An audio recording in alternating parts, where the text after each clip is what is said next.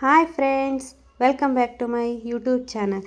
ನಾನಿವತ್ತು ಸಿಂಪಲ್ಲಾಗಿ chicken gravy ಮಾಡೋದು ಹೇಗೆ ಅಂತ ಹೇಳ್ತಿದ್ದೀನಿ. ನಾನಿಲ್ಲಿ ಅರ್ಧ kg ಚಿಕನ್ನ ಚೆನ್ನಾಗಿ ವಾಶ್ ಮಾಡಿಕೊಂಡು ಇಟ್ಕೊಂಡಿದ್ದೀನಿ. ಈ ಅರ್ಧ kg ಚಿಕನ್ಗೆ ಒಂದು ಚಿಟಿಕೆ ಆಗುವಷ್ಟು ಅರಿಶಿನ ಪುಡಿ, ಹಾಗೆ ಸ್ವಲ್ಪ ಖಾರದ ಪುಡಿ, ಹಾಗೆ ಸ್ವಲ್ಪ ಉಪ್ಪು ಇಷ್ಟನ್ನು ಹಾಕ್ಬಿಟ್ಟು ಇದಕ್ಕೆ ಸ್ವಲ್ಪ ಮೊಸರು ಅಂದರೆ ಒಂದು 1/4 ಬೌಲಷ್ಟು ಮೊಸರು, ಅರ್ಧ kgಗೆ ಇಷ್ಟು ಸಾಕು, ನೀವು ಕ್ವಾಂಟಿಟಿ ನೋಡ್ಬಿಟ್ಟು ತಗೊಳ್ಳಿ. ಇಷ್ಟನ್ನು ಹಾಕ್ಬಿಟ್ಟು ಇದನ್ನು ಚೆನ್ನಾಗಿ ಮಿಕ್ಸ್ ಮಾಡಬೇಕು. ಮಿಕ್ಸ್ ಮಾಡಿಬಿಟ್ಟು ಒಂದು 50 ಮಿನಿಟ್ ಎತ್ತಿಟ್ಕೊಳ್ಳೋಣ. ಹಾಗೆ ಇಲ್ಲಿ ಖಾರ ರುಬ್ಕೊಳ್ಳೋದಕ್ಕೆ ಬೆಳ್ಳುಳ್ಳಿ, ಶುಂಠಿ, ಈರುಳ್ಳಿ, ಮೆಣಸು, ಏಲಕ್ಕಿ, ಹಾಗೆ ಟೊಮೊಟೊ ಕೂಡ ತಗೊಂಡಿನಿ. ಹಾಗೆ ಕೊತ್ತಂಬರಿ ಸೊಪ್ಪು, ಪುದೀನ ಸೊಪ್ಪು ಕೂಡ ಒಂದೊಂದು ಹಿಡಿಯಷ್ಟು ತಗೊಂಡಿದ್ದೀನಿ. ಎರಡನ್ನೂ ಸಪ್ರೇಟಾಗಿ ರುಬ್ಕೋಬೇಕು. ಹಾಗೆ ಒಗ್ಗರಣೆಗೆ ಹಸಿಮೆಣಸಿನ್ಕಾಯಿ, ಟೊಮೊಟೊ, ಈರುಳ್ಳಿ ತಗೊಂಡಿದ್ದೀನಿ. ಒಂದು ಪ್ಯಾನ್ಗೆ ಸ್ವಲ್ಪ ಆಯಿಲ್ ಹಾಕ್ಬಿಟ್ಟು ನಾವು ಮೆಣಸು, ಹಾಗೆ ಏಲಕ್ಕಿ, ಬೆಳ್ಳುಳ್ಳಿ, ಈರುಳ್ಳಿ, ಹಾಗೆ ಟೊಮೊಟೊ ಇವೆಲ್ಲನೂ ಚೆನ್ನಾಗಿ ಸ್ಮ್ಯಾಶ್ ಆಗೋ ರೀತಿ ಫ್ರೈ ಮಾಡ್ಕೋಬೇಕು. ಇವೆಲ್ಲ ನೀಟಾಗಿ ಫ್ರೈ ಆಗಬೇಕು. ಅದೆಲ್ಲ ಹಸಿ ಸ್ಮೆಲ್ಲೆಲ್ಲ ಹೋಗೋವರೆಗೂ ನಾವು ಅದನ್ನು ಬಾಯ್ಲ್ ಮಾಡ್ಕೊಳ್ಳೋಣ. ಹಾಗೆ ಇದಕ್ಕೆ ಸ್ವಲ್ಪ ಅರಿಶಿನ ಪುಡಿ, ಚಕ್ಕೆ ಲವಂಗ ಪುಡಿ, ಧನಿಯಾ ಪುಡಿ ಇಷ್ಟನ್ನು ಸೇರಿಸ್ಬಿಟ್ಟು ಅದನ್ನು ಸ್ವಲ್ಪ ಫ್ರೈ ಮಾಡ್ಕೊಳ್ಳೋಣ. ಹಾಗೆ ಸ್ವಲ್ಪ ಖಾರದ ಪುಡಿನೂ ಸೇರಿಸ್ತಾ ಇದ್ದೀನಿ. ಹಾಗೆ ನಾವಿಲ್ಲಿ ಸಪ್ರೇಟಾಗಿ ಕೊತ್ತಂಬರಿ ಸೊಪ್ಪು, ಪುದೀನ ಸೊಪ್ಪು ಎರಡನ್ನೂ ರುಬ್ಕೊಳ್ಳೋಣ. ಇದು ಕಲರು ಚೇಂಜ್ ಆಗುತ್ತೆ, ತುಂಬ ಚೆನ್ನಾಗಿರುತ್ತೆ.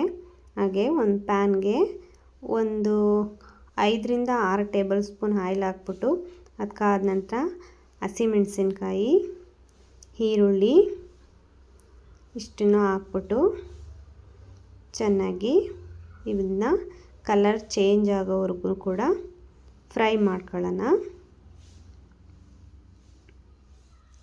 ಇದೆಲ್ಲ ನೀಟಾಗಿ ಫ್ರೈ ಆಗಬೇಕು. ನೋಡಿ, ಈ ರೀತಿ ಕಲರ್ ಚೇಂಜ್ ಆಯಿತು. ಈಗ ಅದಕ್ಕೆ ಮಿಕ್ಸ್ ಮಾಡಿ ಇಟ್ಕೊಂಡಿದ್ನೆಲ್ಲ ಆ ಚಿಕನ್ನ ಆ್ಯಡ್ ಮಾಡ್ತಾ ಇದ್ದೀನಿ. ಇದು ಚೆನ್ನಾಗಿ ಮಿಕ್ಸ್ ಮಾಡ್ಕೊಳ್ಳಿ.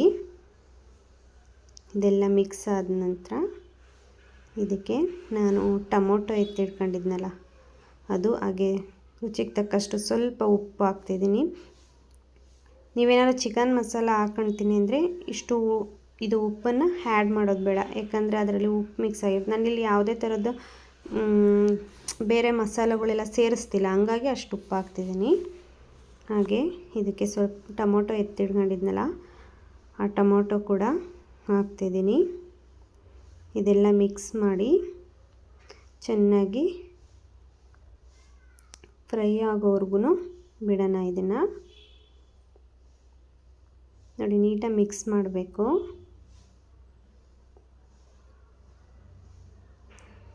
ಹಾಗೆ ನಾನು ಆವಾಗಲೇ ಎಲ್ಲ ಫ್ರೈ ಮಾಡ್ಕೊಂಡಿದ್ನಲ್ಲ ಆ ಖಾರ ಕೂಡ ರುಬ್ಕೊಂಡಿದ್ದೀನಿ.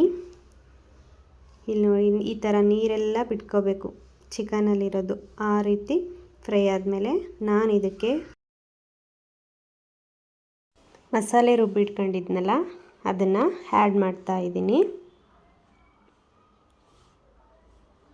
ಮಸಾಲೆ ಎಲ್ಲನ ಹಾಕಿದ ನಂತರ ಹಾಗೆ ಕೊತ್ತಂಬರಿ ಸೊಪ್ಪು, ಪುದೀನ ಸೊಪ್ಪು ಕೂಡ ಪೇಸ್ಟ್ ಮಾಡಿ ಇಟ್ಕೊಂಡಿದ್ನಲ್ಲ ಅದನ್ನು ಆ್ಯಡ್ ಮಾಡ್ತಿದ್ದೀನಿ.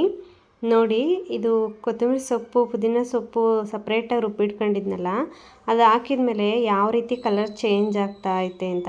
ತುಂಬ ಚೆನ್ನಾಗಿರುತ್ತೆ, ಅದನ್ನು ನೋಡೋಕೆ ಕಲರೆಲ್ಲ ಚೇಂಜ್ ಆಗುತ್ತೆ. ಇದೆಲ್ಲ ಚೆನ್ನಾಗಿ ಮಿಕ್ಸ್ ಮಾಡಿದ ನಂತರ ಇದನ್ನು ಲಿಡ್ನ ಕ್ಲೋಸ್ ಮಾಡಿಬಿಟ್ಟು ಒಂದು 50 ಮಿನಿಟ್ಸ್ವರೆಗೂ ಬೇಯಕ್ಕೆ ಬಿಡಿ. ಮತ್ತು ಮಧ್ಯೆ ಮಧ್ಯೆ ಆಗಾಗ ತೆಗೆದ್ಬಿಟ್ಟು ಸ್ವಲ್ಪ ರೊಟೇಟ್ ಮಾಡ್ತಾ ಇರಿ. ನಾನು ಇದಕ್ಕೆ ಸ್ವಲ್ಪ ಕಸ್ತೂರಿ ಮೆಂತ್ಯ ಕೂಡ ಆ್ಯಡ್ ಮಾಡ್ತಾಯಿದ್ದೀನಿ. ಟೇಸ್ಟ್ ತುಂಬ ಚೆನ್ನಾಗಿರುತ್ತೆ ಇದು ಹಾಕಿದರೆ. ಎಲ್ಲ ಬೆಂದಿದೆ ಆಲ್ಮೋಸ್ಟು. ನೋಡಿ ಈ ಥರ ಬಂದಿತ್ತು ಗ್ರೇವಿ. ತುಂಬ ಟೇಸ್ಟಿಯಾಗಿರುತ್ತೆ. ಚಪಾತಿಗೆ, ಪರೋಟಾಗೆ, ಹಾಗೆ ಅನ್ನಕ್ಕೂ ಕೂಡ ತುಂಬ ಚೆನ್ನಾಗಿರುತ್ತೆ. ನೀವು ಒಮ್ಮೆ ಟ್ರೈ ಮಾಡಿ. ನನ್ನ ವಿಡಿಯೋ ಏನಾದರೂ ನಿಮಗೆ ಇಷ್ಟ ಆದರೆ ಪ್ಲೀಸ್ ಒಂದು ಲೈಕ್ ಮಾಡಿ, ಹಾಗೆ ಶೇರ್ ಮಾಡಿ. ಯಾರೆಲ್ಲ ನನ್ನ ವಿಡಿಯೋನ ಕೊನೆವರೆಗೂ ನೋಡಿದಿರೋ ಅವ್ರಿಗೆಲ್ರಿಗೂ ಥ್ಯಾಂಕ್ ಯು ಆಲ್.